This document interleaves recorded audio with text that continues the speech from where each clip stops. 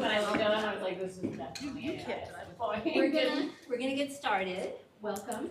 My name is Kathy Hessler. I'm the Assistant Dean for the Animal Law Program here at GW. I'm gonna remind everybody that we have food. Please help yourself. Plenty. Just get it as you need to refresh. I want to welcome you to GW, to the law school, and to the Animal Law Program's event. We're really excited at this panel today. We think we're gonna have fabulous conversation.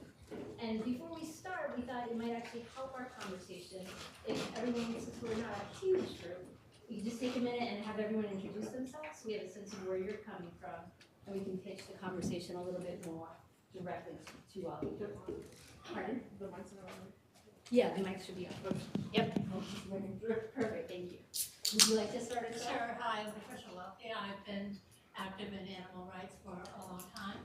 And a couple years ago, I finished my LLM at Lewis and Clark in animal law. So excited to be here for this event, and I am familiar with all of you. Thank you. Great. Davon Scott, retired judge, member of public. Great. Out of curiosity. Fabulous. Thank you. Dana Sparrow from Animal Legal Defense Fund. Very happy to be here. Ellie Spring, supporter of Animal Legal Defense Fund. General animal supporter. And much more. And much more. Yeah. I'm Laurel Sherrier. I'm the Research Policy Lead at the Sessions Committee for Responsible Medicine. Hi, I'm Zara. I'm an undergraduate student at George Washington University studying political science. I'm here for a journalism class, so very excited to see what you guys have to say. Thank you. My name is Robert Darling. I'm just a member of the public, and just like a very interesting subject. Animal rights is always something that's very interesting to me. So. Welcome. My name is Melanie Kaplan. I'm a journalist, and I finished a book about dogs used in research and testing.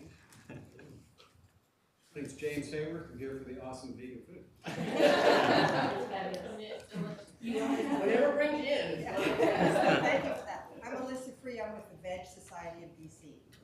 Passionate vegan. I'm Bill Noter. I'm a former I'm a GW law grad, former judge, and I'm her driver. I'm very much into animal issues myself. Wonderful. I'm Joe Schaffner. I'm also part of our ALEI Animal Education Initiative here at GW.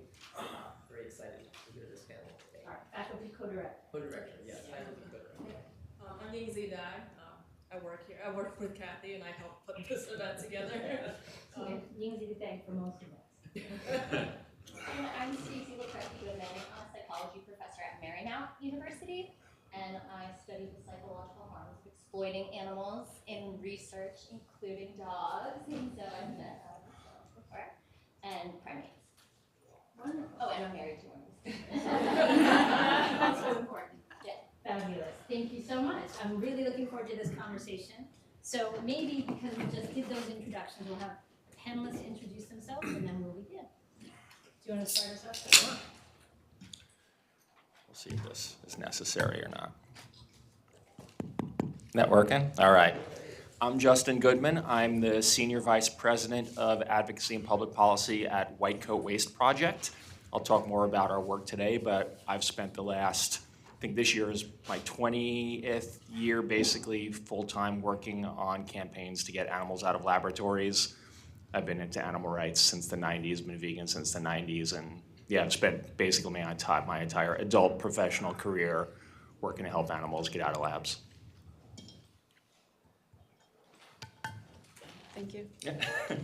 Hi, I'm Rebecca Kreitzer, she, her pronouns. I'm based at Johns Hopkins, where I'm an assistant professor, specifically in the toxicology policy program. And I will also talk about our work a little bit, but generally we advocate for alternatives to animal models and research at the federal level, and we'll get into it in a little bit. You don't need this mic.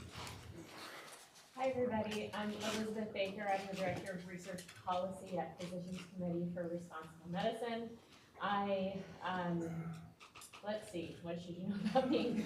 I've been doing this work for about 12 years. I went to law school because I wanted to help animals and ended up in science, never thinking that that would be the case, but it is. I really love it, and I'm really happy to be here with all you today. Thanks. Hi, my name is Laurel Paluzzi. I'm a GW law grad. I was president of SALDIC when I was here. And so I come back every once in a while to support the animal law program here because it's near and dear to my heart. I do not practice in animal law. I am actually a tech attorney. I focus in AI and startups, but there's a lot of intersection with that these days. And so I'm here to host this fabulous panel of experts who can speak more into the topic. And Laura's also our co-chair of our animal law alumni committee, which is great. Well, thank you all for that. Then we can get started. Rebecca, do you want to take it away? Is there a pointer? Yep. There.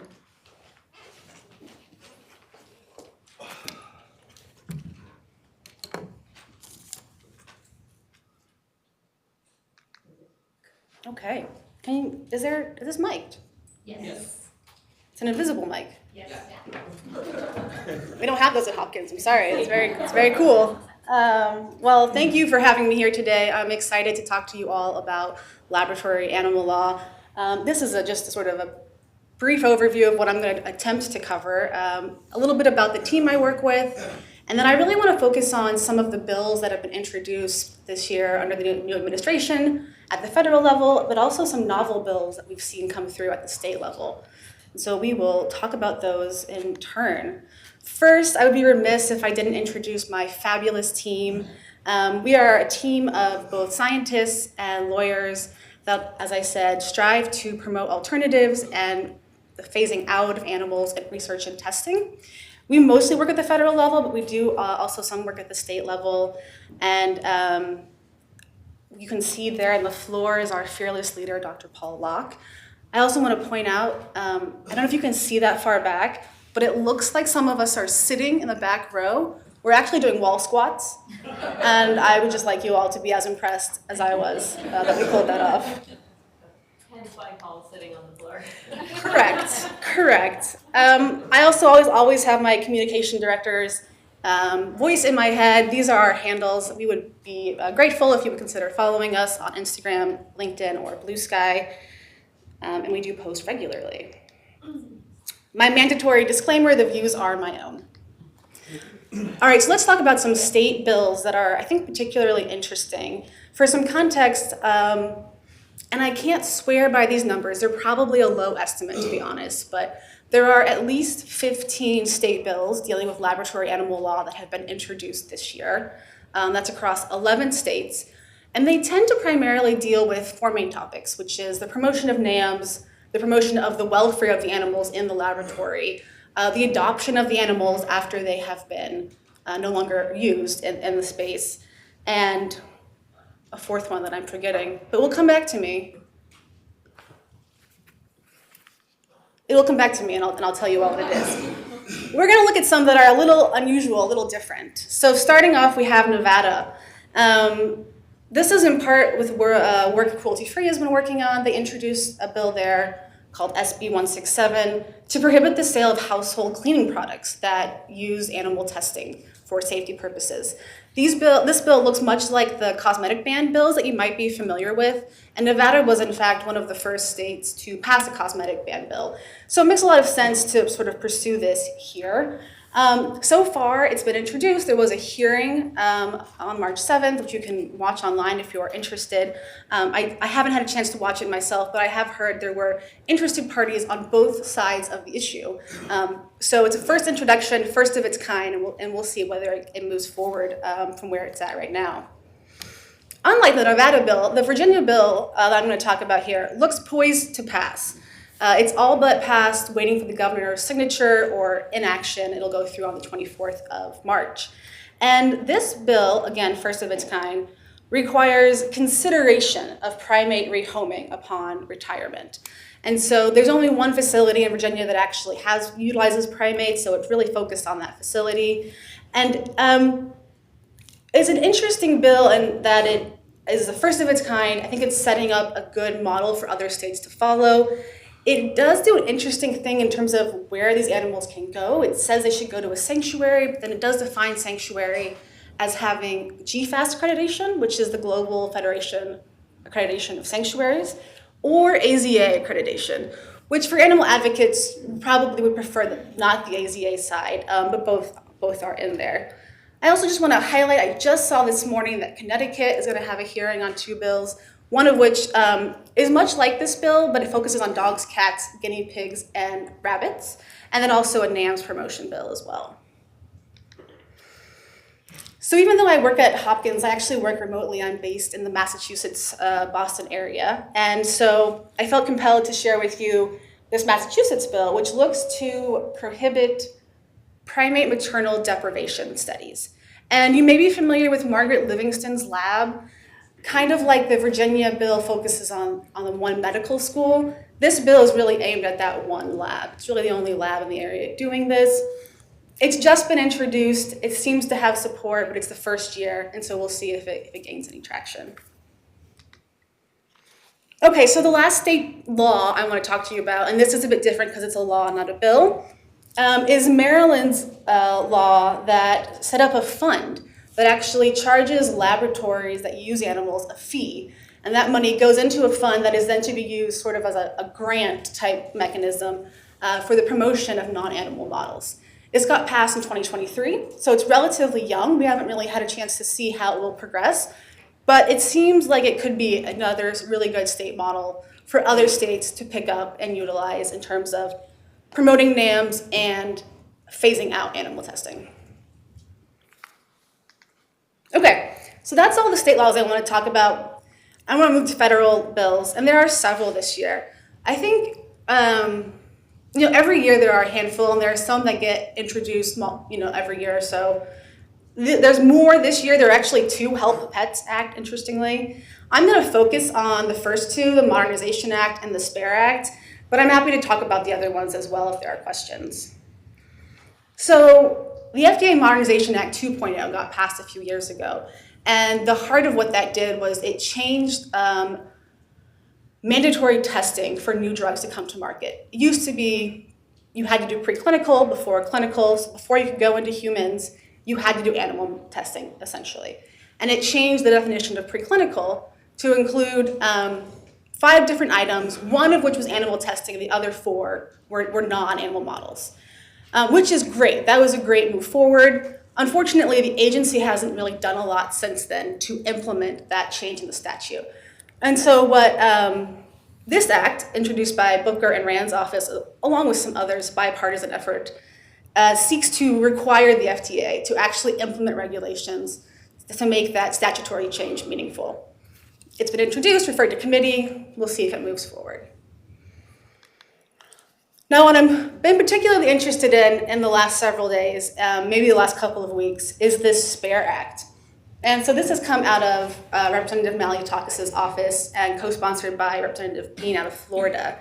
And the heart of what this act does is it phases out federal funding for all animal research over a 3-year period. A lot of us, I think, in this field think it's an aspirational bill. Certainly there's a lot in here we can get behind. There are some parts of this bill that I'm jealous of, that I wish I had written myself, to be honest. But like any bill, I think there's also some room for critique and feedback. And so I'm going to walk through a little bit of the substance of this bill and some places for improvement. So I put in quotes, that's from the actual bill itself, which is, again, the heart of what it seeks to do. This is the timeline. So after, if it ever got passed, after it got enacted, there is this 1 year, 16-month, 18-month, 20-month, 2-year, 3-year sort of phase process. And so if we start with this 1-year process, so by 1 year after it passes, these are the components that have to be accomplished. Labs have to have a program to rehome their animals. There is the creation of the Federal Research Modernization Fund. It has to be up and running, and it will be housed at NSF. And the Comptroller General of the US has to audit all the labs and report to Congress. It is in conjunction with APHIS and OLAW, which, if you're familiar with this space, are the 2 sort of governing bodies of laboratory animal law. But that's a lot to do in 1 year. And then we go to the 16-month mark, and we're looking at labs have to have have to start reporting animals released from the lab to the rehoming facility. And they have to do that at the 16-month mark and then quarterly thereafter. And I should say, not unlike the Virginia bill I discussed earlier, it's sort of a broad definition of what is an acceptable rehoming facility. At 18 months, you see the first phase out. So the end of animal testing specifically for cosmetic toxicity, basic psychological experiments, and behavioral experiments. 18 months is very fast.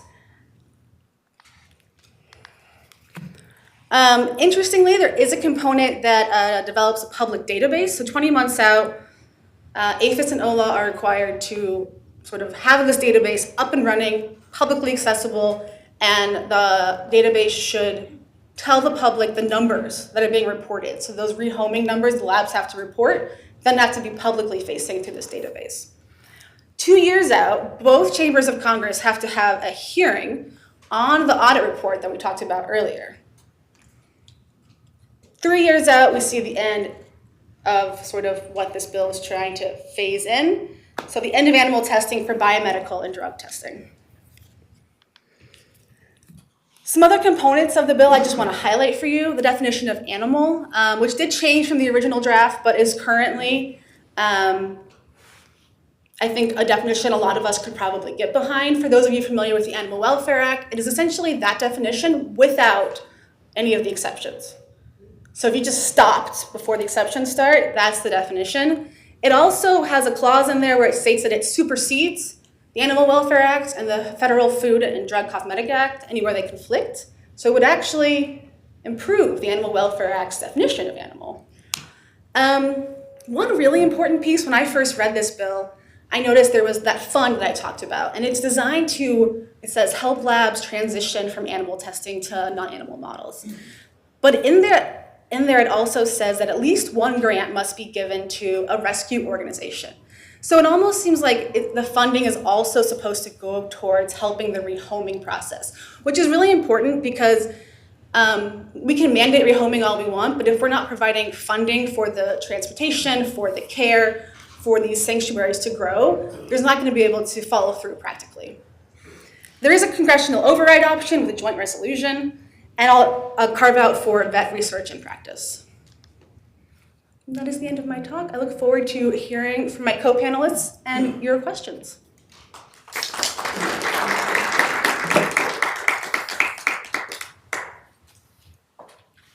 Do you want me to go there? Wherever you're comfortable. Okay, I was thinking of just in here since I don't have And then here's my key. Oh, I can go there then. No. I think we can just make sure it's turned on.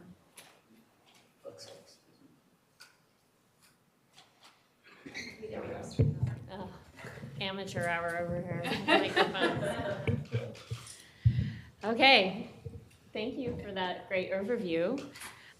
So I do want to introduce the Physicians Committee for Responsible Medicine.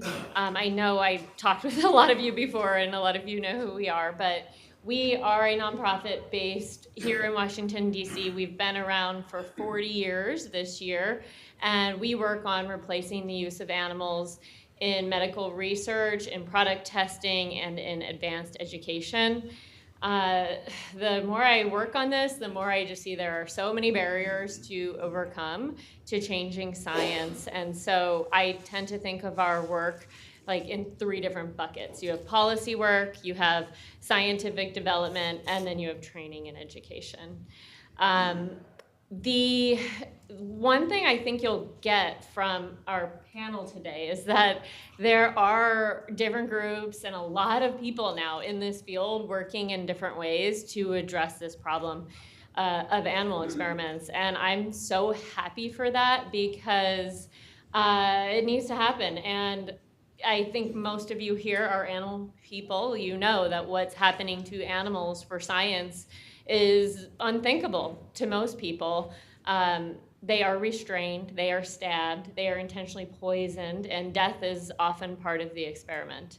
I just got back today from a scientific conference where, and this is one of the better areas of science, where a lot of the non-animal methods are being implemented, but there is still so much animal testing happening. And I was walking down the expo hall, and even before I went, I've gone to this conference 12 years in a row.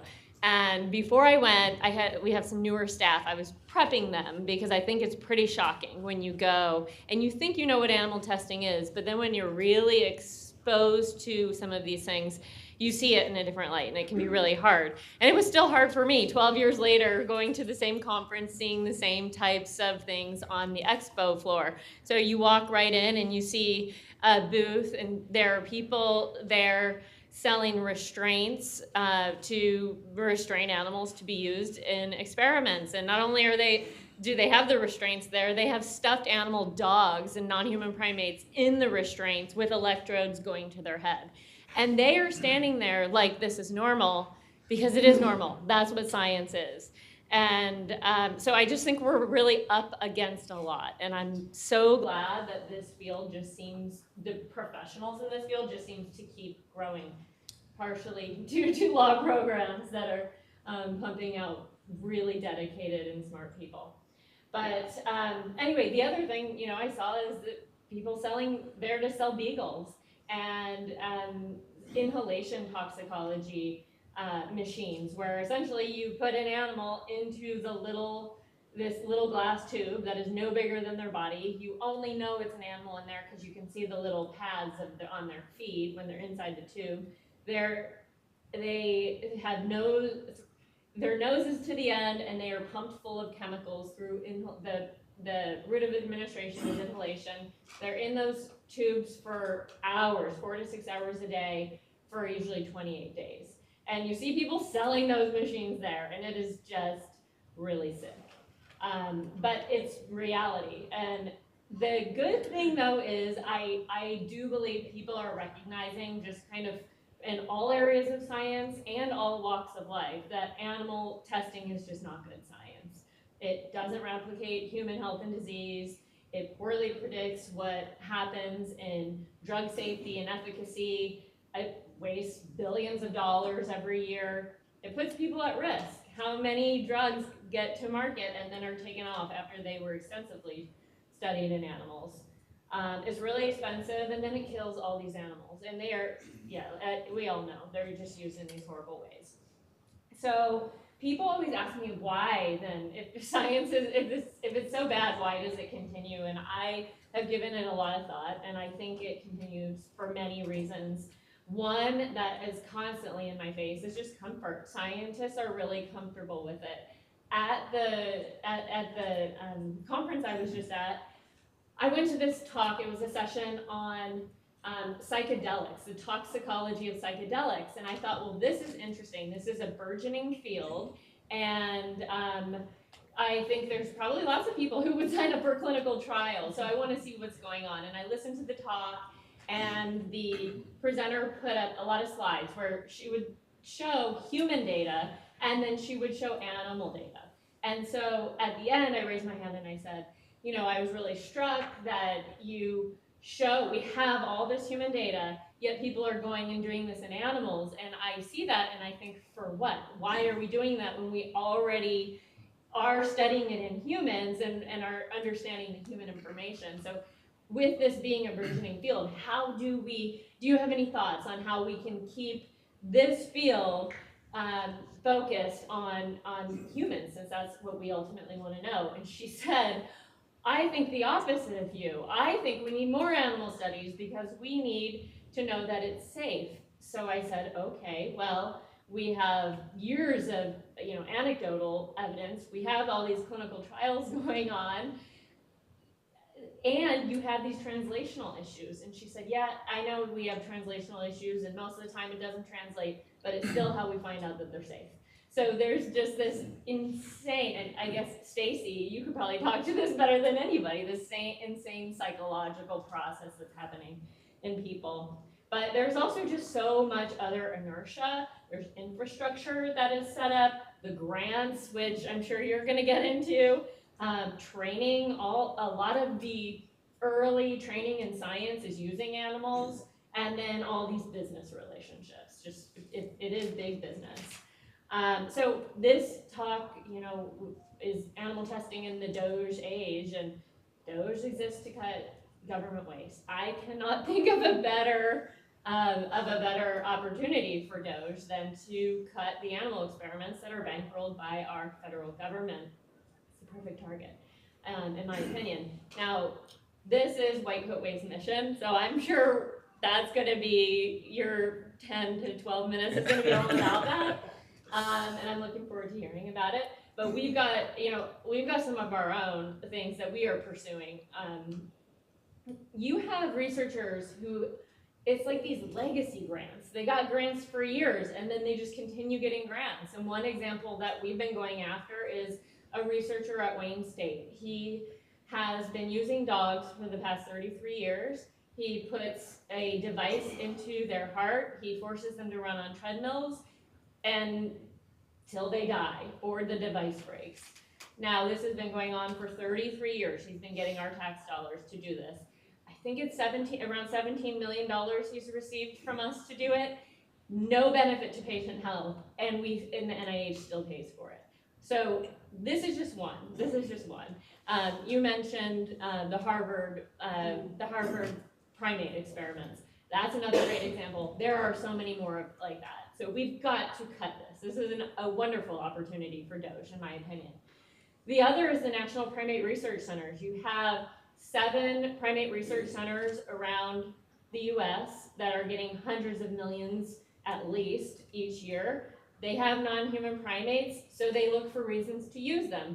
They breed them, they expand their facilities, they have all this infrastructure. They have zero desire to implement modern technologies that are going to be better science because it would put them out of business. And so, horrific things happen at these. One example that comes to mind, and it's a vulgar one, but it comes to mind only because I was just reading a study where essentially a researcher is looking at effects of THC on sperm count. And so they created an electro-ejaculator chair to put these monkeys in to get their sperm after they've dosed them with high levels of THC. We already know this information in humans. You can get sperm count from humans. So it's just one example of just outrageous stuff that's happening at the primate centers that needs to stop. And it would be great if DOGE would cut that. Human nutrition research is another area for us because we have a whole other part of our organization that focuses on human nutrition.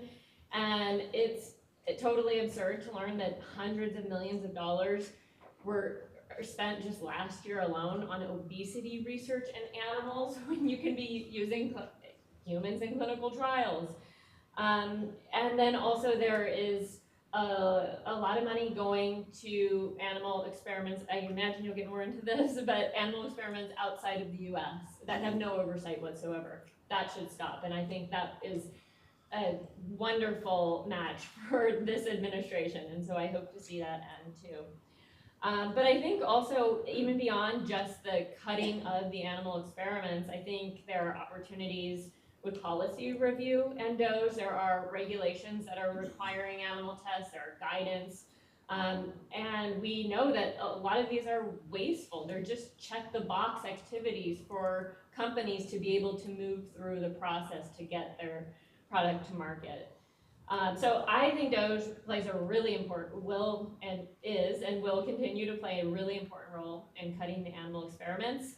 But for me, it's not just about cutting, it's also about scientific progress. And so there are a lot of methods that exist today that are based on human information, cells, tissues, data. They are more predictive. They don't have the translational issues. And those are reconstructed human tissue models, organ chips, computational approaches. Despite all the inertia and all the BS, for a lack of better words, that are working against these models being developed and used, some really good things have been happening. And those things I really hope are going to continue under this administration. And I think that I want to share my thoughts about kind of some of the different agencies and what I think may happen and what I hope will happen. So for the National Institutes of Health, the biggest funder of research in the world, and certainly the biggest funder of animal experiments as well. I thought that I think that we did hit a tipping point recently, because for the longest time, it's like there was no acknowledgement whatsoever that animals were not these perfect models for humans. Now, recently, there was an advisory committee to the director of the NIH that put out recommendations that actually did recognize the value of human-based, non-animal approaches for improving human health and disease research. And from those recommendations, new programs are being launched. One is called the complementary program. This is a really big deal, in my opinion. It's funded over 10 years. It's $400 million total. That sounds like a lot of money, but it's really just a drop in the bucket compared to what's going to the animal experiments. But it is something, and to me, this program is, the whole point of it is to develop, validate, and implement human-based approaches to do human health and disease research better. So that is a big deal, and I want to see bigger allocations to things like this in all the institutes and centers. Dr. Jay Bhattacharya is the likely next NIH director. He talked a lot at his nomination hearing about replication and reproducibility. Now, these are problems. Essentially, the problem is in animal research, it is well established that often you can't reproduce the study, so you can't replicate it. You might do the same study and you just get different results, and it has plagued animal research for a long time. You can solve that with validated human-based approaches. We already have a center in the NIH that can do it. It's a tiny center. I call it small but mighty. I think it has about a $5 million budget, but it does excellent work. And what it does is ensure that these human-based methods can be reproduced, that they do have biological relevance, and that it's sound, safe science. And so I would love to see these huge cuts made to animal experiments, and then to see this, a portion of it, even just a portion of the billions and billions that are going to animal experiments could go to building up this work at the NIH. So for FDA is interesting to me because I feel like FDA was maybe one of the first agencies to really acknowledge that there are issues with animal experiments and that these advanced in vitro and computational human-based approaches are likely better. And there's been a lot of activities, but there's not been strong leadership from the top. And so these activities haven't yet really led to replacement.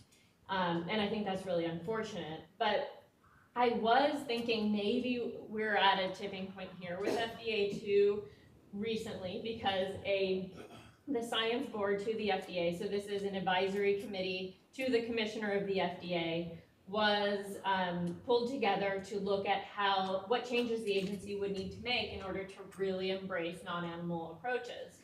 They came out with an awesome report. I was so happy when I saw it. It was comprehensive. It says you need to have a central office that is actually driving progress among all of the centers at the FDA.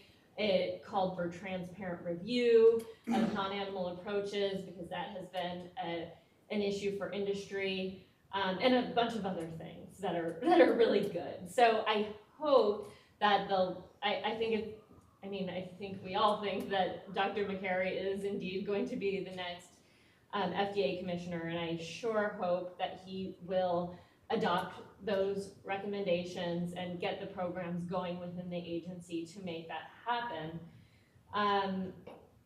Let's see. For FDA, it just feels like a pivotal moment because all of these technologies exist. There are so many companies out now that have commercialized these products, but they're just not being used to their potential. And it's because companies don't think the FDA is going to accept them. And so we need that kind of leadership. So I do hope that he will take this on and really commit to integrating these human-based approaches. Also a changing of policies So it was mentioned that the FDA Modernization Act 2.0 passed last year. Now, I see that as a signal from Congress that it's ready to see more activity from FDA, but it didn't tell FDA it needed to update its own regulations. And so that has been something that we've been trying to make happen for a long time. I'm so happy that FDA Modernization Act 3.0 is actually addressing those regulations. And it has to happen because the agency itself doesn't think its regulations need to change, but you hear from industry, they do need to change, and when I read them myself, you see the word animal in there, so it needs to change. And let's see, we'll move on. So EPA, under the last Trump administration, Administrator Wheeler had a directive to reduce and replace animal tests by 2035. That directive ended with when there was a change in administration. I will say the work continued, and the EPA still is the leader of NAMs, but the pace slowed, there's some deviations, there were a few things that happened that I think maybe wouldn't have happened if the directive was still there. So with the new administrator, Zeldin, it's a great opportunity to set that goal and direct the activities. When he was a New York Senator, he was animal friendly, and so I am hopeful there. For EPA, there has been a lot of chatter in the news the last few days about ORD, the Office of Research and Development at the EPA, which is the agency's research arm, where it is feared that it will all be shut down. I do think we need to take a nuanced approach to these agencies because a lot of the important replacement work is coming from ORD. Now, there is some animal experiments that absolutely need to be cut, but if you cut it all, you really do lose you lose a lot of progress that's been made in replacement over the years. Congress, I think there's a lot of us doing a lot of work to try to influence the appropriations process, blocking funding for animal experiments. I'm going to wrap up because I could talk forever. I got a lot more to say, but hopefully it came across that I just think there's increased recognition that this is wasteful. It's old science. It stands in the way of innovation. And we need to innovate if we truly want to protect human health and disease, human health, and know more about disease, know more about prevention, and put forth products that are safer and more effective for people.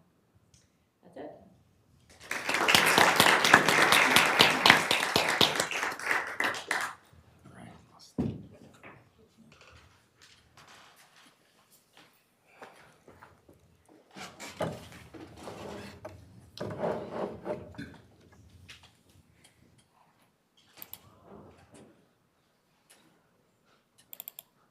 There we go.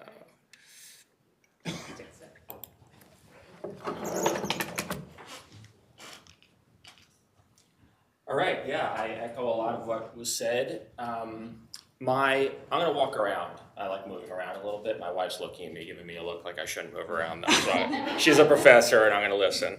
I learned my presentation skills from her, so I'll follow her lead. People just can't hear you. Okay, thank you, Stacy. Thank you. Oh, it's fine. I'll just stand here. It's fine. I don't need to move. I'll get my steps in later. So yeah, I think all of our work complements each other. There's a place for all of it. Like Liz said, the US government is the single largest funder of animal testing in the world. $20 billion a year is probably the floor for how much money the federal government is spending on animal testing, whether, most of that's the NIH, but you also have 20 other agencies that are either conducting or funding animal experimentation. So we hear a lot about FDA, EPA, NIH. They're certainly bad actors, but the problem is widespread across the entire federal government. This is, just so people know, this is former NIH Director Francis Collins' face. We have to update it, but I think Jay Bhattacharya, I'm gonna give him a chance. before we put his face on a poster like this to do the right thing. So yeah, the government outspends the private sector on animal testing 2 to 1. And that's because the private sector is not really doing animal testing that it doesn't think the government wants it to do or requires it to do to get a project to market, because, to Liz's point, it's incredibly wasteful, it's incredibly ineffective. But when you look at like dog use in US laboratories, for example, there's 48,000 dogs in US laboratories. The majority of those dogs are being used for mandated testing by the EPA and the FDA. So these companies wouldn't do it if they thought the government didn't want that of them. And the rest of those dogs are being used in completely voluntary research. Most animal use in this country in laboratories is completely voluntary. There is no requirement that it's being conducted. It is being conducted by choice by people who are very smart, and maybe they don't know better, but they haven't made the switch on their own, and we're gonna have to get them kicking and screaming and take it and do it by force. And that's basically what has to happen, because there's now, despite all the translational problems and the new technologies, public support for this is through the roof. There's more animals in laboratories than ever, and there's more money being spent on animal testing than ever. So there's a disconnect there, and the disconnect is that this is big business. There's a lot of people who make the cages, make the torture devices, do the experiments, and build cushy lifestyles around torturing animals, build careers out of torturing animals, and we have to force them into another job. So that's what we do. We work on federal policy, so FED, find, expose, defund. We do a variety of different work. We have researchers who are doing Freedom of Information Act requests, searching government databases, filing FOIA lawsuits. This was a kitten laboratory we shut down at the USDA. We had to sue them to get the records of those the records of what was happening to those cats. That's actually one of the photos we were able to get. This is a cat who was being abused in spinal cord experiments at the Department of Veterans Affairs. This is a photo we got through a FOIA lawsuit. That laboratory was shut down after we got that photo. And this is kind of a now iconic photograph of an NIH-funded laboratory in Tunisia that, if you read the Washington Post, there was a cover story once about how my organization was spreading fake news that Dr. Fauci did not fund this laboratory. He 100% did fund this laboratory, and this is going to be an unpopular opinion, but I will share it anyway, that Dr. Fauci as an individual is probably responsible for more suffering of animals in laboratories than any other individual in the history of human existence.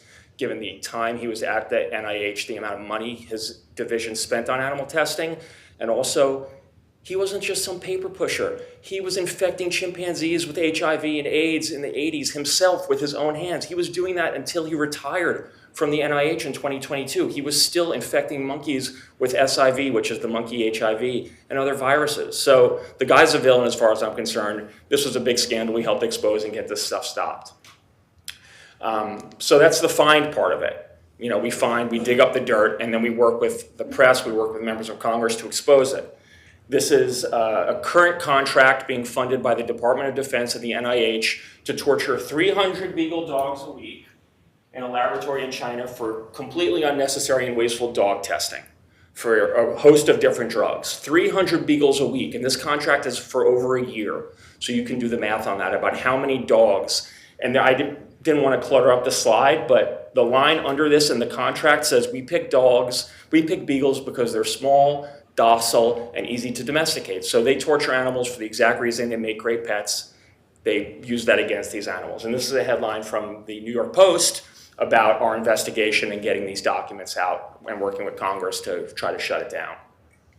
Even made it to Donald Trump Jr.'s desk. Here's a tweet he put out about our investigation saying this stuff is horrible.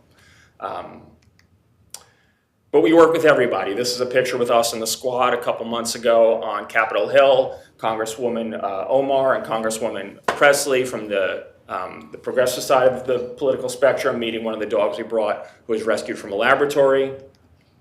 And this is Rand Paul, also the same day. We were meeting with him and talking about his work on FDA modernization, his work on other animal testing issues with us to cut funding for animal experiments. I'm the bald guy on the right, but we're very similar looking. So how do we do this? So we work with these members of Congress, we get the word out, we get the documents, we get it in the press, we get headlines, so what do we do with that? We then go to Capitol Hill, work with people like Rand Paul, work with people like Rep. Omar, and literally hundreds of other members of Congress to introduce legislation to cut funding for these projects. Because again, the industry, animal experimenters, college professors, All these people who are making money torturing animals have had all of the opportunities to make the decision on their own that they should switch. This is cruel, it's unethical, it's ineffective, it's wasteful. There's a million reasons why they shouldn't be doing it anymore, but it is lucrative. And the only way to get it to stop, or the most efficient way, I would argue, to get it to stop, is to simply cut the funding. So we work in the appropriations bills, as well as some of the standalone bills that Rebecca mentioned, to simply restrict and cut funding for as much research as we can, as much as we can get support for. So this is just a headline from Science Magazine a few years ago about some of the work we were doing to restrict funding for FDA experimentation on primates, which has plummeted as a result of funding restrictions we've gotten put in place. The Department of Veterans Affairs was ordered the funding was restricted for dog, cat, and primate testing, and they were ordered to completely eliminate all of it by 2026. Good news, they're ahead of schedule. They've already ended cat and dog experimentation a couple years ago, and we're waiting for them to phase out the primate use. There's only one lab left getting VA money for primate use. And we're also working, I mentioned that DOD contract for that, the 300 beagles in China. We've exposed some other DOD cat and dog laboratories and got language in the Defense Authorization Bill last year restricting funding for dog and cat testing. It did not make it to the finish line, such is life, but it's going to be reintroduced this year as part of the base bill by senior members of the Armed Services Committee, including Senator Joni Ernst. So if she gets it in the base bill, it will probably stay there and hopefully make it to the president's desk. So yeah, we're working through standalone legislation, through spending legislation, to simply cut the money and give these people no choice but to either find something else to do or find the money somewhere else. The kind of secret sauce here is that no one is going to pay for this stuff. If the government is not forcing us to pay for it, no, the private sector is not going to foot the bill for like giving puppies heart attacks and putting them on treadmills. No one's going to pay for that. So our challenge, I'm vegan, I'm animal rights, I've been doing this since the 90s, but as an organization, we don't oppose all animal testing. We say we oppose forced taxpayer funding for it. Let them go to the private sector and try to raise money. In most cases, they're going to get the door shut in their face every single time, and they're not going to be able to fund this stuff and keep these laboratories going.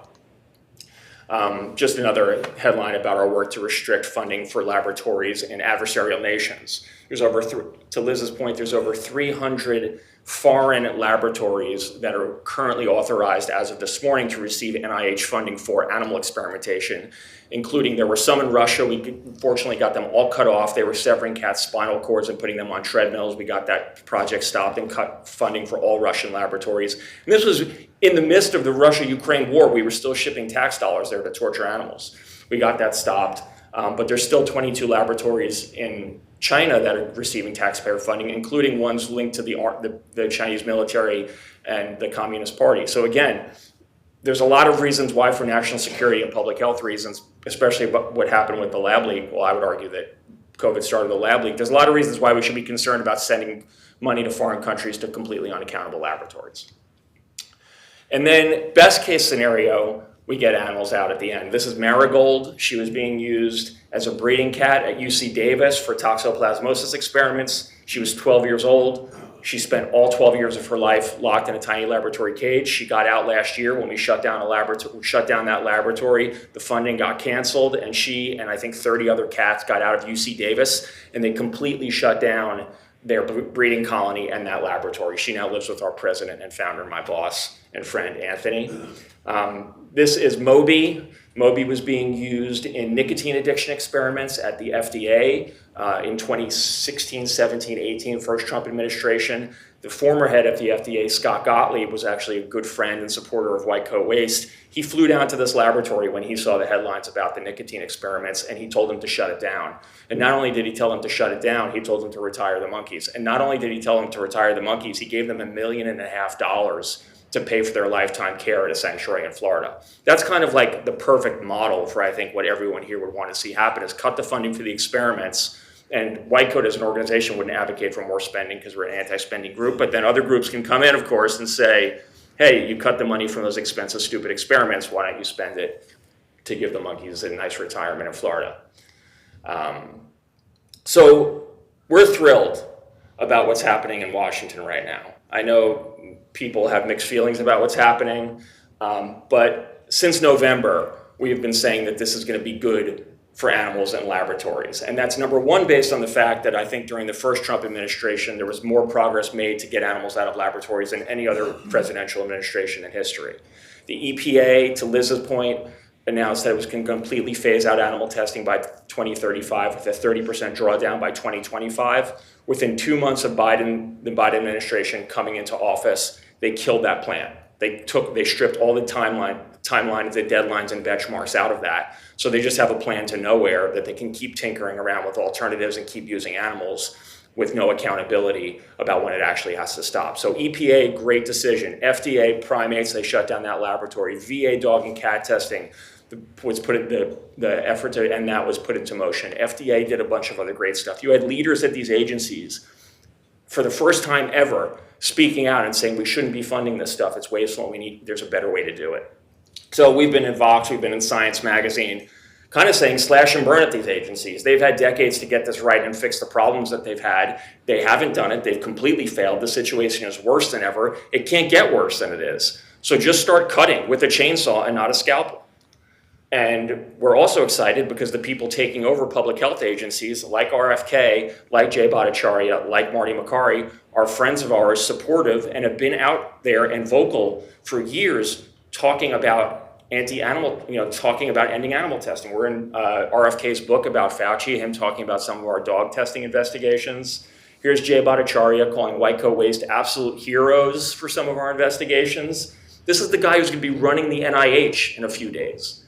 And here's Marty Makary, who's going to be running the FDA.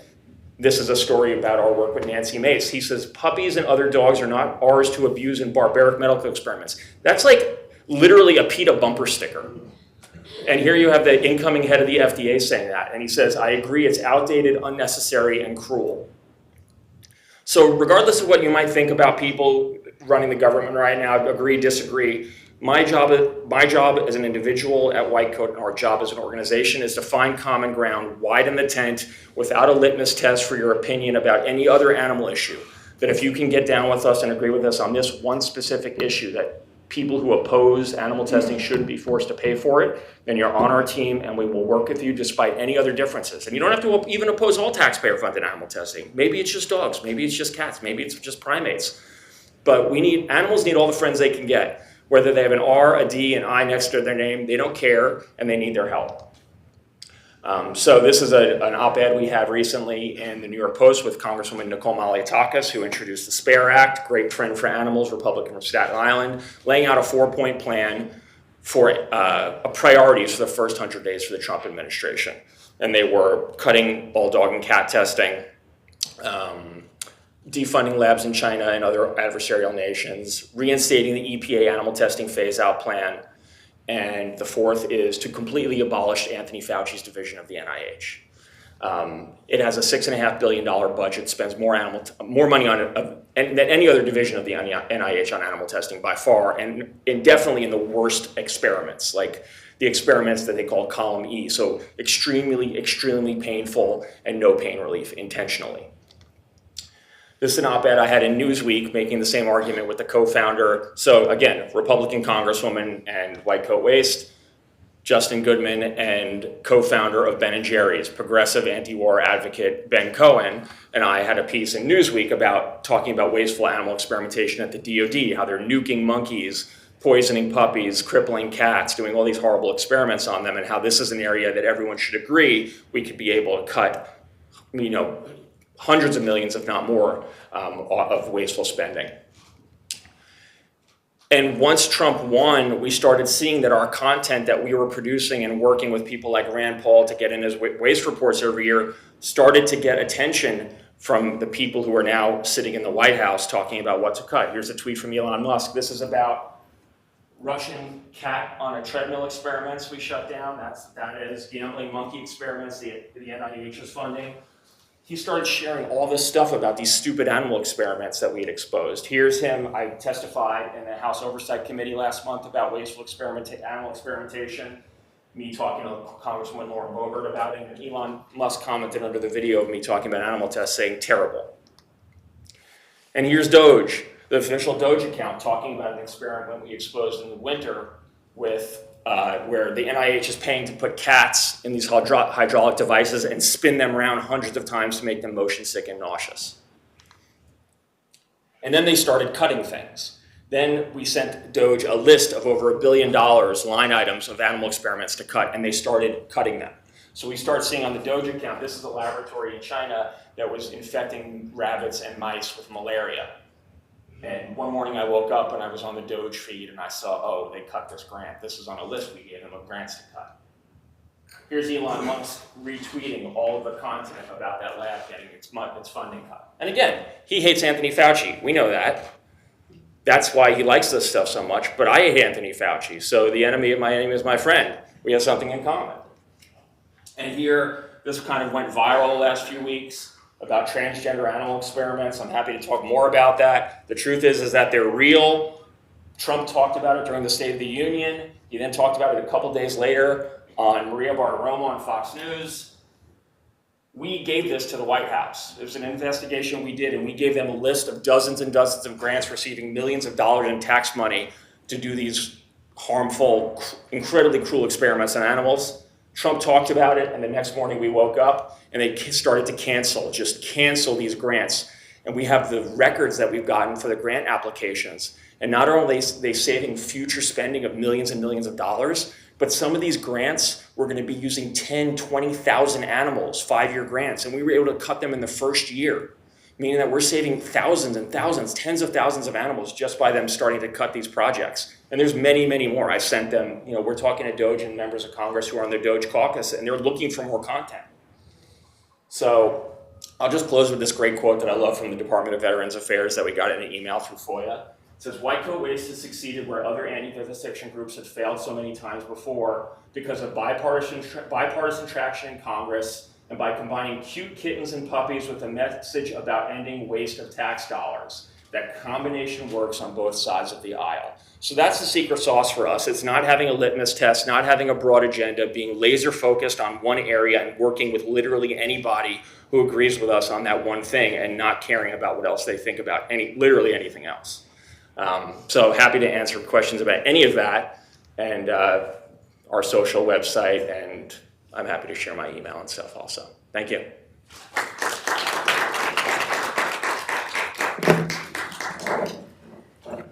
All right, so we're a pretty small group, so we will definitely be interactive and take questions from the audience. Happy to do that. But I think I'll kick it off from there. I didn't know if there was I don't want to steal have my slide up while everyone's talking, But I think we can at least kick it off, because given where Justin just ended there, about talking about, concerns and what legal challenges might arise from all this politically motivated funding cuts to animal research programs, right? We all agree it's really positive, but it's politically motivated, and he only has 4 years, so where do we think it's headed, and anybody's thoughts on that? And that's for anybody, but just so you know. I mean, I think a lot of people are going to find other careers. Their money is going to be cut, and they're going to have to figure something else out to do. Maybe not leave your scientific career, but they're going to have to figure out some other line of research that is not whatever they were doing before. Whether it's the indirect, they're capping how much colleges and universities can get.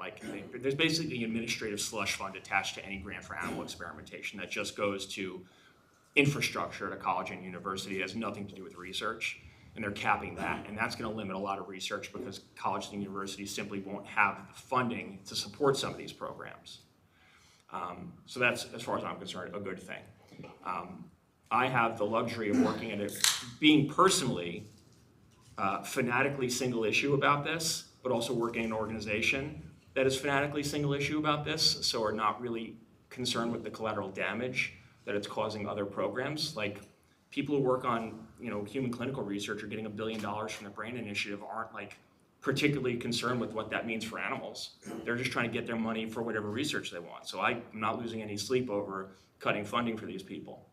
A lot of it is going to end up in court, but I think a lot of people, I would argue that solving animal experimentation at this point in time is not a scientific problem to solve, it's a cultural problem to solve. Animal experimentation has always been bad science. It's never been good science. I think the alternative stuff has turned into a bit of a red herring because now animal experimenters say, well, unless there's an alternative for every one of the million different things we're doing, we got to keep experimenting on animals. So they're always saying, well, there's not an alternative. Well, there is, but it's not validated. It's like, it never ends. So I think this is just going to force a lot of people to have to figure something else out. And whether it's politically motivated and what the politics are behind that, the animals don't care. Yeah, that's what I was gonna say. I feel like the politics don't matter. Like, to me, it shouldn't matter. Everybody I talk to about this issue, whether they are so progressive or more like corporate Democrat or just, Trumpers, old Republicans, whatever you may be, it seems like everyone cares about this unless they stand to lose. That's really it that I see. I will just sort of maybe play devil's advocate a bit. So I have two concerns with maybe the speed at which things seem to be moving, which is one, the welfare of the animals that are currently in the laboratories. So we talk about cutting the overhead, and maybe that means that they'll have fewer animals in the research. Maybe that means they'll have worse care for the animals in the research, right? That is a possibility. I also, and maybe this is an unwarranted concern on my part, but lately I've been thinking about concern for backlash, that if this movement gets so heavily aligned sort of with one party, with one political ideology, I think right now the public is with animal advocates, and to what extent that might sort of flip on its head, especially if it's tied to the cutting of science development, medical research, right? If those all get intertwined and the public starts to see that as one narrative, are we gonna lose some of the public support that we currently have on the animal advocacy side? And not to say that I'm against some of the things being done, but those are two of my concerns that I do have. It comes back to the politics thing for me. So I just thinking about the transgender thing that happened. I was watching that thinking, this is so unfortunate because so many people just want to believe that they dislike President Trump so much that they want to believe that anything he says is wrong. And like, they weren't listening to me when I said, actually, it's true, it was transgender. And I know the people who found that grant, and I was in this hearing where everyone was talking about it, and they couldn't hear it. And I thought that was a really big problem. But where was I going with this? Oh, in terms of it being so, like, it already is so political. Everything is so political, which I think is so unfortunate because everybody cares about this issue and it shouldn't be political. But I think what we will see is by cutting a lot of these animal experiments, so much of the stuff that's being cut is just stuff that should never be done. There are tests that I think need to be done, like safety studies for a new drug to be developed. Well, we have methods that we can use. We are ready to use, the scientific community is ready to utilize those, but also I think if for example, NICEDM within the NIH is given more money to really validate and work with the different agencies to move these into acceptance, I think in this short period of time, which may just be, could be 4 years, we will see such advances in what's happening in science that hopefully it will get us out of this very political, polarizing issue that we're all living in right now. Yeah, so a couple of thoughts. One, I do think it's worth highlighting, and I think you both would agree with me on this, just a point of clarification. They're not transgender mice. There were studies done using mice as animal models that were to sort of serve the healthcare of transgender population. Well, because transgender mice wouldn't make sense. Tell that to these people who got millions of dollars from the NIH on the premise that we're going to create transgender mouse models to mimic transgender humans, transfeminine mice, transfeminine rats, transmasculine mice. This is their words, not ours. That's how they got the money. That's the excuse they used to get the funding. Because they were looking at what are the effects of the hormones, right? Well, in some cases. Okay, so, but in those cases, right, the mice have no concept, right, of gender. They don't have a feminine and masculine. As far as I understand, I haven't talked to mice recently, but that's the way I conceptualize their understanding of the world. And so, yes, it's true, that they are related to the study of healthcare and well-being for transgender individuals. But I guess maybe I'll just speak for myself. I would say saying that they're transgender mice is a factual inaccuracy.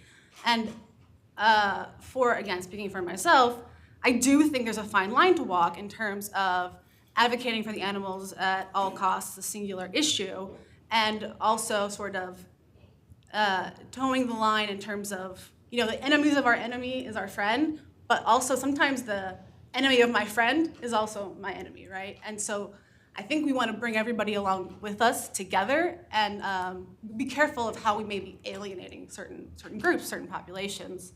The other thing I want to add, talking about NICETA and validations, yeah, funding is key. Funding is critical. We don't have enough of it. But we also don't have a process, a clear, robust, transparent process. And to the extent that the individual agencies might have some form of a process, it's certainly not harmonized across agencies. It's not harmonized internationally. And that's also something we really need, right? So that's a substantive change we would need to see in these roles as validation and qualification happen.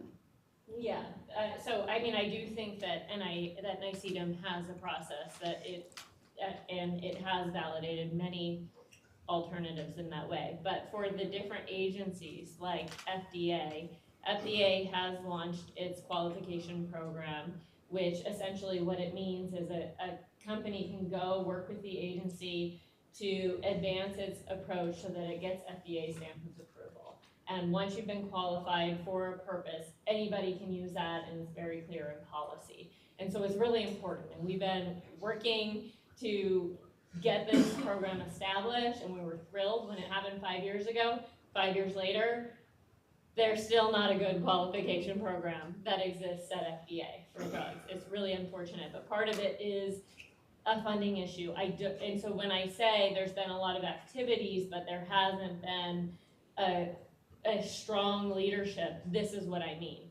The program exists, but it launched without any funding, and so it's all people who are doing other jobs who are then supposed to be figuring out this really difficult situation. And so we do need, within the Science Board recommendations that I mentioned, it addresses qualification and a standardized framework across the agency. You need full-time brains figuring out these issues at the agency so that it is an accessible program for these methods to be moved into acceptance.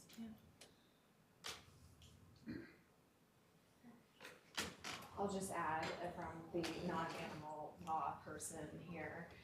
We did have another panel 2 weeks ago, and we had been speaking about, and Elizabeth's going to kill me because I told her I would make sure we don't talk about AI. Just not the granularity. But we were talking about AI and the law and animal law programs in schools in particular, and one topic that is of interest to me on the AI side, because I would love to support a startup doing this, is the use of AI to learn how we're going to communicate with animals, right? And so you're talking about there's no concept of gender with mice, and I'm sitting there going, like, I would happily, not that any of my cats would have volunteered for this because they don't volunteer to get their meds that they need, right? But there are so many people who would raise their hands for these studies to say, I would happily bring my dog in to see if you can communicate with him in a way that is unharmful, is totally fine, right? Is motivated in a way that, is no different than me bringing my dog to puppy training, right? That sort of thing. And so I am really hopeful, I guess I should say, sort of wrap up this, because I know it's a tense conversation, that there is ways we're going to be able to leverage this that will be able to bring people together from regardless of your politics, because people love their pets, right? It's a multi-billion-dollar industry in this country, and if you can sort of pivot the conversation to that around this, I think that it will really sort of help bring the divide in the country around these issues to maybe hopefully so we don't, lose advocates on either side of the political spectrum. Yeah, I completely disagree that this issue is being politicized in some way, actually. Just animal testing in general as a result of Trump and those people leaning into it. I think people on the left have had decades to own this issue and actually do something. and they haven't. They've completely failed. Biden reversed all kinds of good stuff that happened under Trump on animal testing. Republicans have taken the lead on this issue. Maybe, again, they see it as a good politically viable issue. They could press on it. They can peel off, women who are undecided voters. Maybe will come to their side if they work on something like this. So there's a lot of calculations that determine, who's going to weigh in on something. But ultimately, what it comes down to is people in the center and the left, or left of center people, they trust the authority of scientists and science more than people on the right. And as a result, they buy all the bullshit when the animal experimenters go to Capitol Hill and say this is life-saving stuff and we need more money. We don't need less, we need more animals, we need more money. The Democrats buy that hook, line, and sinker. And when it comes down to it, when there's a vote that's going to happen, usually they're going to vote the wrong way. They're going to vote to give more money. The Biden administration every single year asked for $30 million more for the primate centers. They didn't get it in large part because Republicans pushed back on that. So I think it's delusional to think that this is like a great issue that everyone's on board with and we're going to lose the people on the left. They never really cared about this. Like politically, it was never an issue that they took seriously. Republicans are the ones, and again, I'm apolitical when it comes to anything, just in general. I'm on the animal side when it comes to anything. I'm looking for the most efficient way to help animals, but Republicans are the ones talking about this on social media for the last 5, 6, 7, 8 years. They're the ones running actual literal campaign ads saying I'm working to end animal testing, putting in their platforms. Like it was part of the Freedom Caucus's platform a few years ago to end certain types of animal experimentation. Democrats have never done this. The DNC does not give a shit about this issue. So it's like we have to go to people who care, and who cares why they care. I'm not concerned with people's motives as long as the outcome's the right thing. It's like the least concerning thing to me about the transgender animal experiments is whether the animals, how they identify. It's like they're being tortured in experiments that are completely irrelevant to humans, and we're wasting a ton of money and time on. That's the problematic thing. And the left was smart to make it seem like an anti-trans thing when it's not an anti-trans thing. It's an anti-stupid research thing. Well, I think part of the reason it got picked up by the right is because there is an anti-trans narrative, and it But that's coincides happening anyway. with. But that's happening Yeah, anyway. but we don't need to fuel that. I don't want to be part of fueling that fire, let me put it that way. Yeah.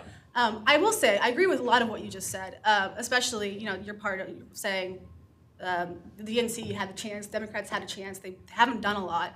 And I think maybe we just take different approaches. And I'm not saying your approach is wrong. I think a lot of issues need a multi-approach sort of effort. I think for me, what's really important to me is identifying key stakeholders, bringing them to the table, and trying to sort of move the ball that way. And it is slower. And maybe 10 years from now, I'll knock on your door saying I was wrong. You were right. We'll see, right? But that's sort of, I think, the divide a little bit. It's just a different approach in terms of how we try to advocate for animals in this space. Oh, I mean, I think all of it's necessary. But I think science is broken, and thinking you're going to solve science with more science is not going to necessarily do it. That is what science thinks. That you're going to fix science with more science. Yeah, but that's not the case. This is a political problem to solve. We'll see. Moving on. All right, so let's come more towards the legal side. So how can existing laws be amended to incentivize the reduction of animal testing without compromising scientific progress? Well, I don't think we should be worried about compromising scientific progress in this regard at all, because I think animal testing is holding us back when it comes to progress in science. Maybe the better framing is without compromising the appearance, or compromising scientific progress. Just to be clear, I've been vegan for 15 years, so I'm on this side of the fence. Well, it's really funny because there's lots of things, like you said something like, when you're like, well, this isn't a political issue, and I'm thinking it is a political issue, but I'm thinking of it differently than you are, because for me, I was thinking it is political because if somebody on the right says it, then somebody on the left doesn't like it. But the interesting thing is I spoke at the hearing with you, and I have to say, a little bit scared to share the hearing with some of my friends because of the title of the hearing, and they watched it and they were right there with me. So I think that's what I was talking about. But even so, our language is very important on this panel, and we're getting maybe we're saying things we don't mean to be saying, or it's being taken in ways we don't mean for it to be taken. That didn't answer your question. No. The point I wanted to make. I mean, we should also remember that animal testing has long been a bipartisan. I mean, we just talked about how the DNC hasn't done a lot, but I mean, 3.0, Booker and Rand and others, right? A lot of times these bills are introduced with bipartisan efforts. So it's not, we shouldn't say wholeheartedly it's just one side of the aisle or the other. There are people on both sides of the aisle that have been friends to sort of this movement in this space. I will say, to maybe try to address part of your question, I think there's a lot we could do, right? So well, I shouldn't say low-hanging fruit, but what seem like they should be easy fixes are things like how we define animal in our laws, right? We've taken a very non-scientific approach to that for reasons that have to do with nothing with science, right, but with lobbyists. Reporting requirements are pretty bare. We don't actually know how many animals are being used. That would be a great place to start, is actually getting that information. We talked already about the validation and qualification process of alternatives that needs to be improved, needs to be clear, needs to be transparent, needs to be accessible. And I also think, again, this idea of harmonizing, right? If one agency has one requirement and another has another requirement, you go to Canada, you have another requirement, you sort of need to make things easier and simpler in some ways in order to move from the animals to the alternatives. Yeah, I mean, there's please go ahead, Liz. There's basic things like tiny tweaks to existing law can fix. Like currently the law says you have to consider alternatives, but even if they exist, you could just say, I considered them and don't want to use them, and I want to use animals anyway. And that's different than the law in Canada and the EU, for example. So that would be an easy way where there was, again, the problem defining what an alternative is and if it's validated, and those are other issues. But at the least, the law could say if you do decide that something is validated, it has to be used. You can't use the animal model of that anymore. But it's funny because a lot of these things, like the things I considered low-hanging fruit 20 years ago, where I was like, oh, this is common sense. Of course, someone must not have recognized this before. Like, just tweak it so you have to use the alternative, not just consider it. Or let's count the animals. Yeah. It's like those have been more politically challenging than simply the slash and burn approach that I now take, because this is like faster and chaotic. And the other thing is so in the weeds that the bad guys get in there and they muddy the waters and talk about how it's going to slow down research and be very expensive, and they end up winning people over. But yeah, I think there is. Counting animals is an easy one. Requiring alternatives if they're available. What else? I mean, there's like a few. I mean, that's what I was going to say is, if you can do the research, if you can meet your objectives without using animals, you should not be able to get away with that. And the consideration is just nonsense. That you only have to consider it and then write something about it and you're done. Yeah. And then the thing that's really crazy is you see all of these terrible animal experiments that are published, and then these journals will actually have policies that say we won't publish animal experiments if it meets the 3 R's, or they'll have some other sort of ethical thing. Well, then they always come back to it was approved by the IACUC, which is the board that will rubber stamp the research. So everything gets through. The IACUC only had to say, did they consider alternatives? Yet it's like this very weird thing where, oh, the IACUC approved it, so we're good.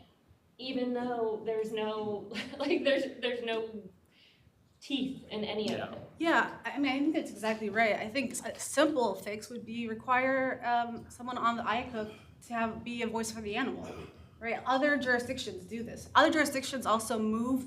The IACUC is essentially the ethical review board, and it's always in-house. In Switzerland, for example, it's external. It's a government body. It's a government oversight. And so the fact that we expect science, we always expect and defer to science. It's a self-regulatory scheme, right? Little things we can do to sort of try to pierce that, right? Yeah. Bring the advocate to the table, bring it outside of the company. It's really challenging though, because I think there's lots of good ideas. Like, to me in theory, that is a good idea, but then you play it out and it's like, okay, well then the scientists there just overpower the person that's trying to speak up, and then you're done and it still moves through.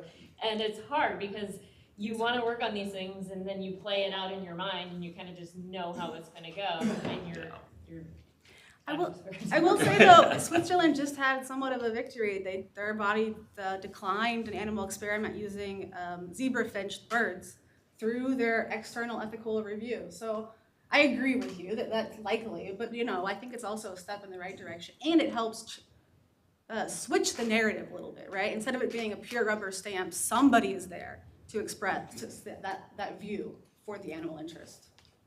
Zebra finch bird. Really? Yeah. Fabulous.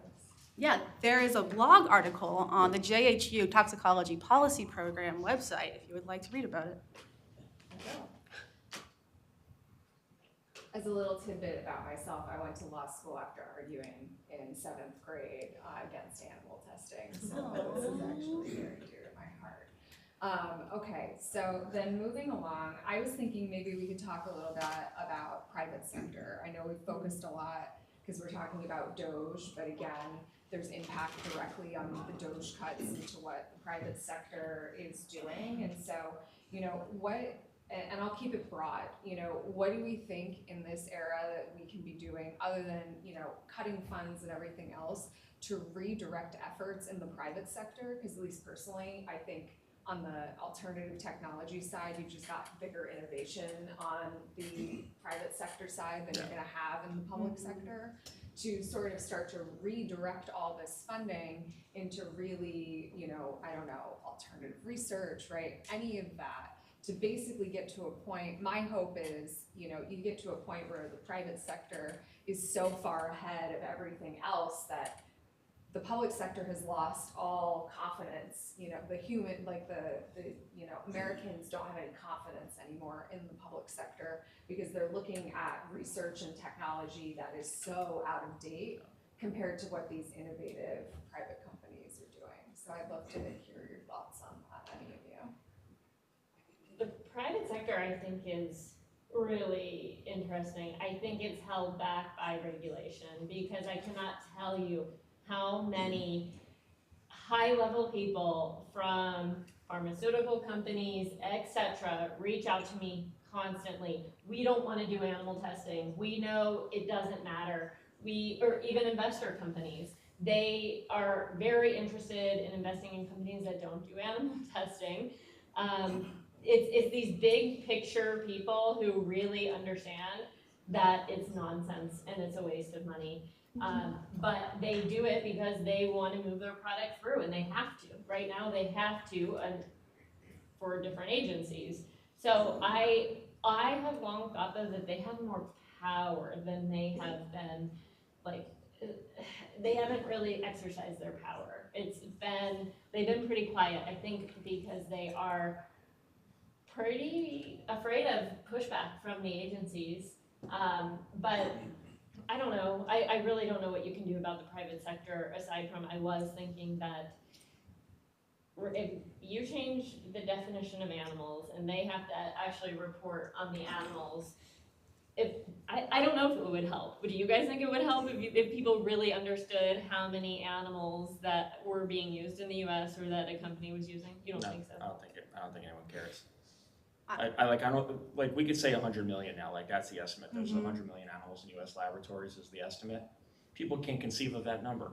So it doesn't matter. It'd be a good number for us to maybe track if we're making progress. So for people like us who are really in the weeds. But I think in terms of painting a picture for people of how big the problem is or how bad it is, number one, people don't care about the animals they don't count now. So telling them there's more mice and rats than there are now, or we thought, or people just don't care about mice and rats. That's just the reality of it. They barely care about the animals they do count. What about though using it as a change over time, right? So maybe they can't conceptualize 100 million. Yeah. But they can conceptualize, there's more. There's twice the number than there, So I think in that respect, it could actually help. I also think the Maryland bill that we talked about earlier as a really good potential model, right, is essentially charge the labs using the animals and use that money to fund NAMs. It uses a tiered scale, right? So the more animals you use, the more you pay. And I think it's not unlike, in my vision at least, what we did with cigarettes. You taxed them and then you use that money to have educational marketing campaigns around the health risks, right? So just take the funding, make it financially even more expensive to use animals, and use that money to fund NAMs. I think could also help. I do like those laws and I'm glad they're happening. I will also say there are tons of NAMs that are ready for prime time, that are commercialized, that have been demonstrated time and time again to be more predictive, and they're just not used. And because of all of these policies, the regulatory agencies requiring the animals, the NIH, institutes and centers just continuing to pump their money toward the animal experiments, so. Yeah, it's probably not in and of itself, Yeah. right? But in conjunction with some of the other changes we've been discussing, I think could be helpful. Yeah, I think the private sector would readily move away. I mean, not all of it, but I mean, when we talk about private sector, I mean, the private sector is also the companies breeding the animals for experiments. true. Like, they have a vested interest in all this continuing. So private sector meaning companies developing products that they need to jump over animal testing hurdles now, where, you know, again, dogs, monkeys, lots of the bigger species, and rodents too, are being used, you know, millions of them are being used for that. They'd happily move away if they thought the FDA would say it was fine, because it'd be faster, more efficient, and less expensive for them. And they don't care how they get to the product to market as long as it happens. But they're not gonna risk spending $1 billion to develop a drug and then go to fight. I mean, one company has. Some do care, exactly, some do care. And their There stock, is a CEO of a pharma company that does care. yeah, and their stock tanked because of it. So most people aren't willing to take that type of moral stand and accept the consequences of that. That's right, and they are, but I think they know, like I said, they're just checking the box on a lot of these things, and they don't want to do that. Yeah. They also know, though, it's not just the short-term cost, it's the long-term cost to a company that I think is really important. If you have a drug you're moving through, it costs whatever amount, I can't remember right now, for non-clinical animal experiments. As that moves on, you are spending billions, up to billions of dollars to move that along. You get into clinical trials, you are spending huge amounts of money.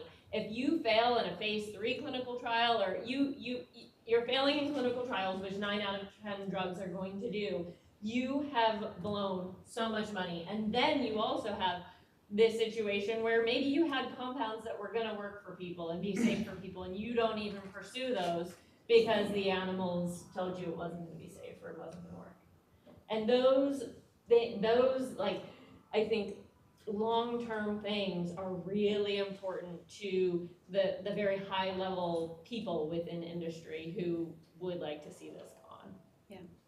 Yeah, the regulators are the problem. The regulators are these people sitting around who are obsessed with animal testing. They don't know anything else. They don't understand how to read data from other things. This is all they know. So they don't want to change. So anytime that, you know, they're the ones pushing back, the people at the agencies are pushing back on these changes because they're comfortable with what they know, the devil you know. So that's part of the problem, which is another reason why I'm excited about firing all these people at the HHS, because maybe you'll get people in there who just have a fresh point of view. I mean, that's what happened in EPA.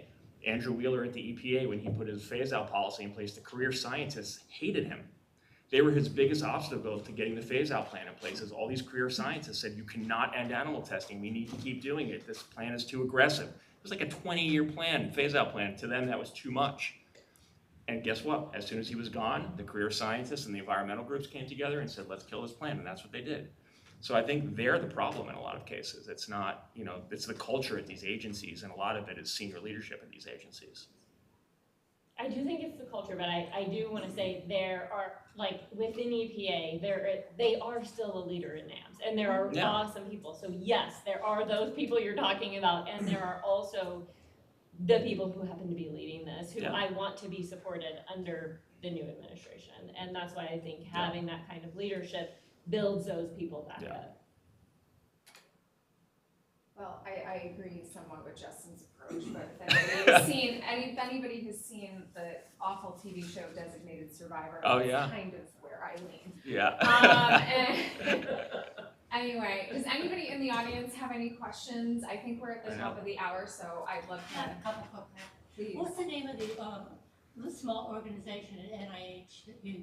NICEDM, the National Toxicology Program for the Evaluation of Alternative Toxicological Methods. I think it's NICEATM. TAM. Yeah, TAM. Yeah. And then I just had a comment for Justin. question. I just remember reading today that Unilever fired the head of Ben and Jerry's. Oh, yeah. Because of his Political beliefs, yeah. activity, active.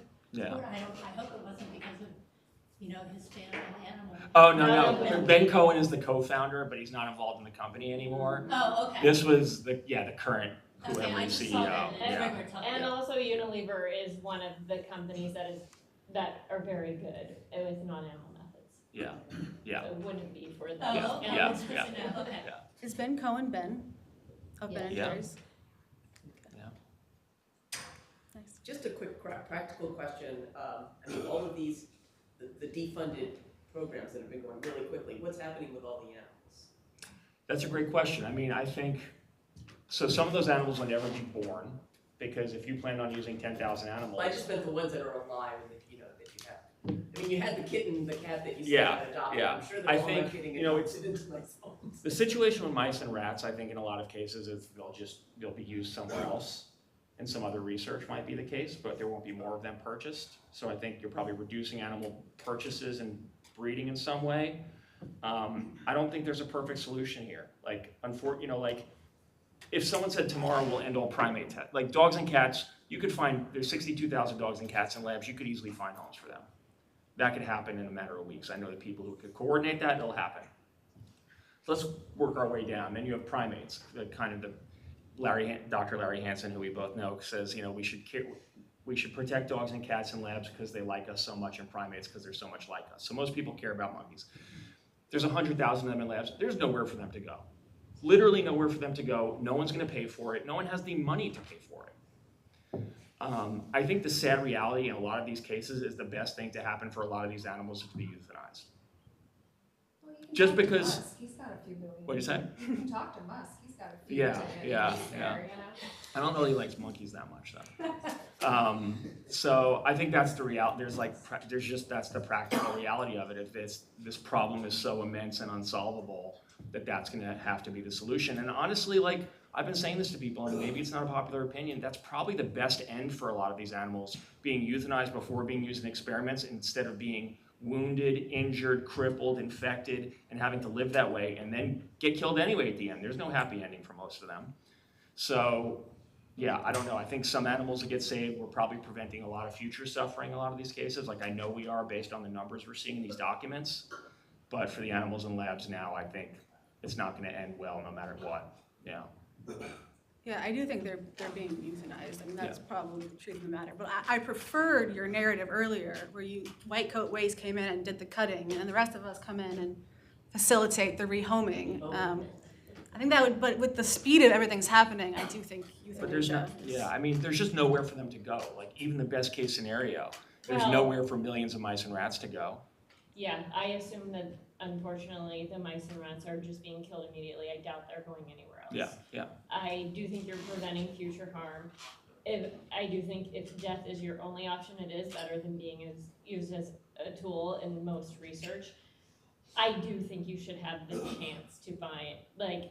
It would be nice for these animals to be given the chance. You know what? These very kind experimenters who care so much about That's not people, what I mean. but maybe they'll do it on their own That's- because they care so much about the animals. Well, that's not what I mean. I know. But what I'm I just do being mean sarcastic. is, what I do mean though is Sorry, Liz. that there are sanctuaries that exist. There are. Yeah. Let people. It's a good problem to have. Let people have the option to try to fix that problem or to address that problem. And for some, they will be able to. Inevitably, they will not for all. But let's have the chance. I literally wrote the bill to do this. It's in Congress. But I think mice and rats. But mice and rats also would not be covered by any of the legislation out there on retirement, except spare maybe. Yeah. That defines vertebrate animals. It would under spare. Yeah, that's right. Yeah. Well, and I think the Hearts Act has a rehoming under the PHS, so vertebrates. Yeah, so vertebrates, Yeah. I also just want to real quickly, many lab technicians actually do love the animals they work with. There's a lot of trauma that lab technicians sometimes go through, and just a little shout out to all of those technicians out there. Some of them. Yeah. Thank you, Liz. I'm not going to give a shout out to all of them, but I will. They exist. They exist. Yeah, that's true. I do think that is true. But they don't make these are decisions. Also, yeah. It's the people Correct. who they work for who are Correct. deciding the fate of the They're not the animals and what PIs. happens and, yeah. Very true. So I'm just curious, is the Defense Department involved in any animal experimentation? Enormous amount of animal experimentation. There is. Yeah. Yeah. I mean, they do nuclear experiments on monkeys where they just blast them with radiation. Lots of infectious disease experimentation for quote-unquote biodefense, which I would call bioweapons research. They're shoving marbles up cats' butts and then electroshocking them to make them poop them out in constipation experiments, poisoning puppies to test drugs, overdosing them with all types of different compounds. Yeah, they use, I mean, inside the federal government, I think the DOD might use more primates than any other agency. And they also can conduct their own research, but fund an enormous amount of animal experimentation elsewhere too. Do you know the viewpoint of the new? Pete Hegseth? Yeah. I don't know his perspective on this. I mean, I know people who are not at the secretary level, but we'll see. I mean, I think for my priority at the DOD is defunding dog and cat experimentation, which I think we can do because the leaders on the Armed Services Committees in the House and the Senate are interested in helping. So I can see that ending. I don't know what else that might parlay into, but you know. We'll take it. I'm interested in your thoughts about sort of the evolution of both the politics of this and the view of science. And it could be just that I'm really old. But my view of it is that this has almost done a 180, right? So in the 60s and 70s, it was the left saying we can't trust the government and we can't just accept corporate sort of takeover, right, of science. And we need to investigate these things.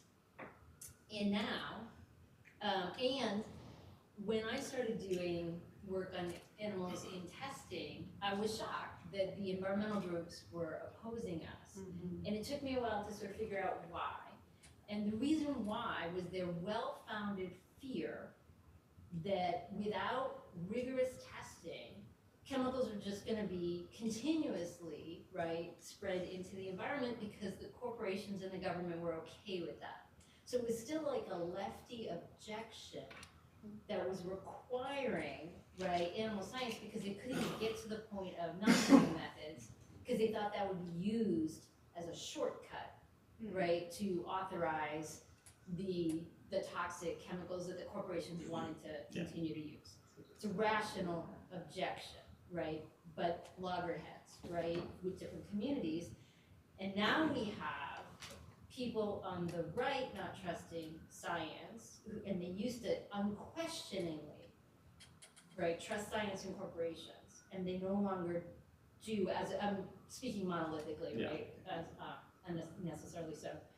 And so what we've done is sort of deconstruct faith in science, and I'm talking science capital S, right? So right now, I don't think anyone knows what to do with science capital S.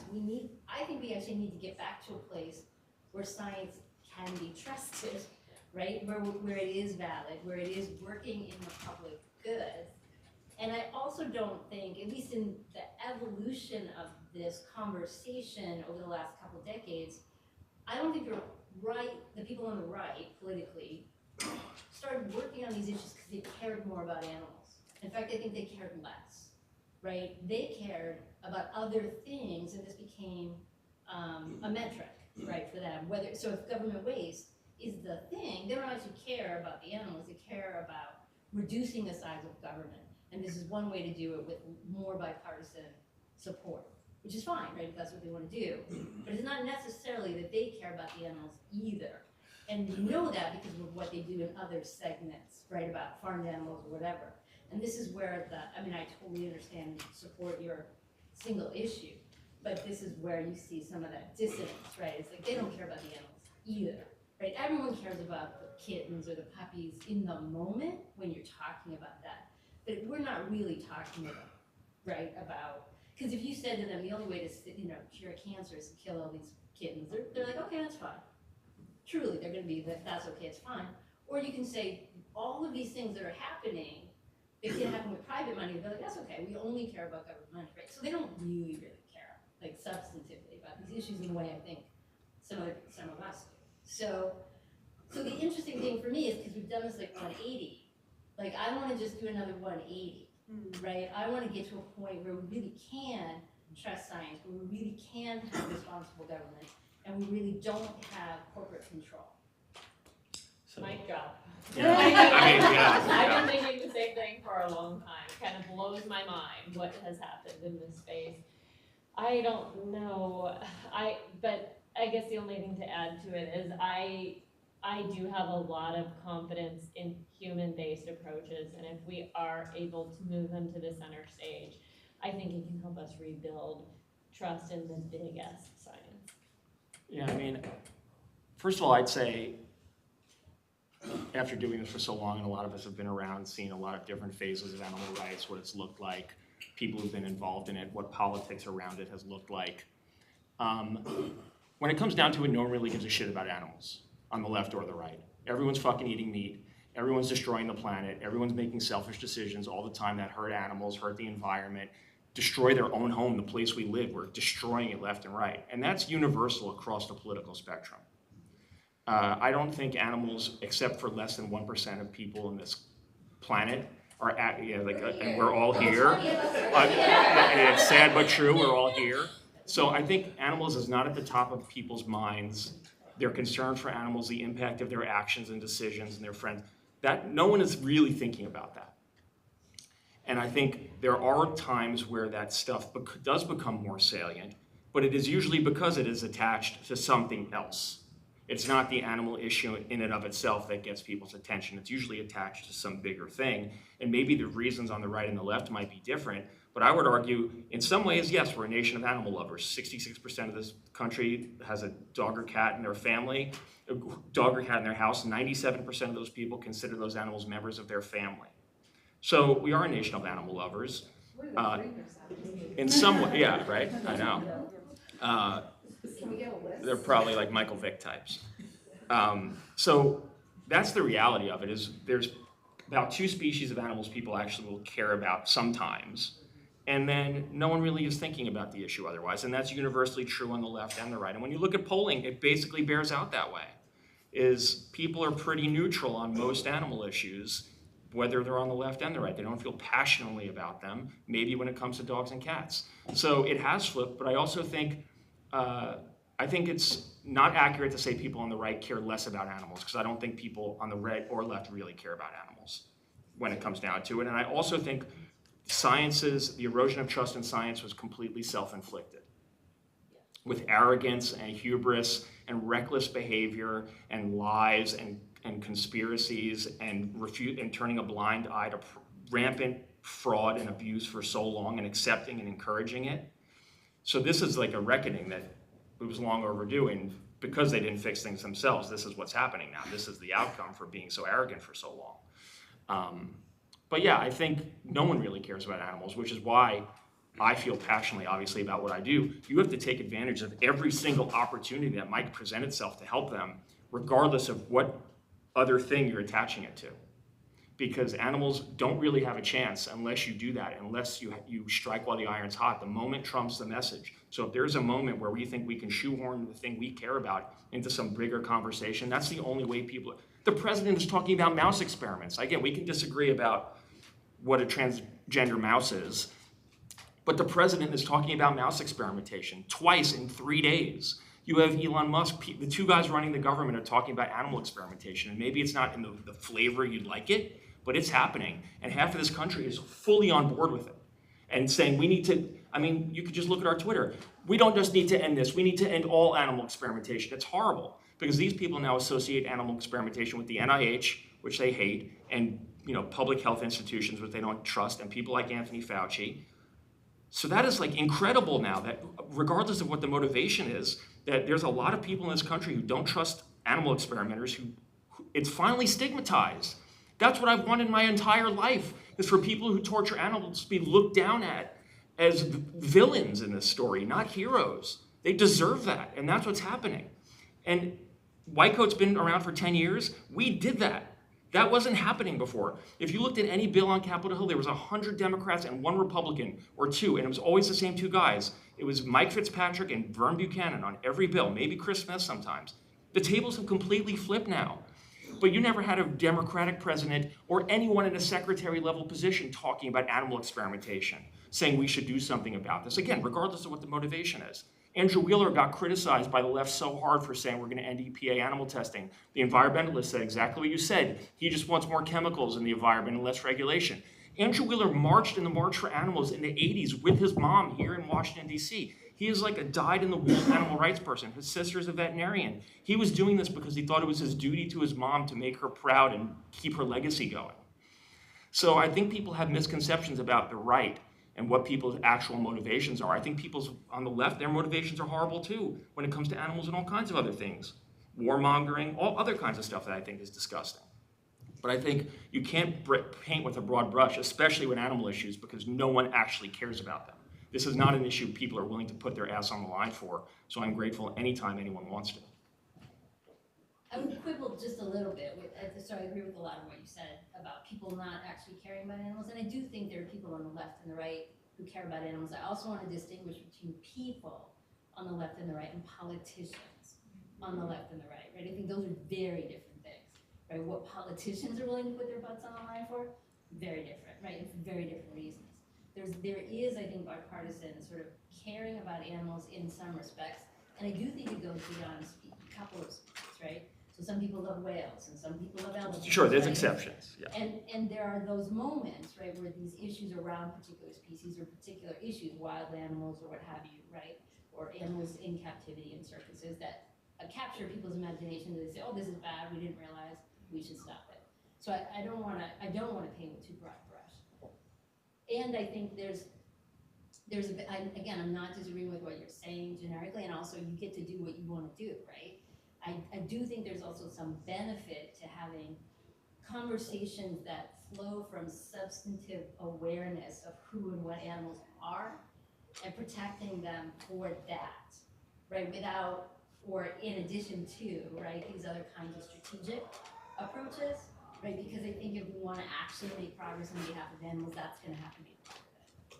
So piggybacking off of that, and circling back also a little bit to your original question, I think, yes, science has had an arrogance issue, but also science is by design intended to change its opinion as new information comes forward, right? And in the digital age, the age of the internet, where information is so readily available, people who aren't intimately involved with that research, who don't understand some of the reasons behind why medical and scientific advice changes so quickly, have seen that and used that as a form of distrust.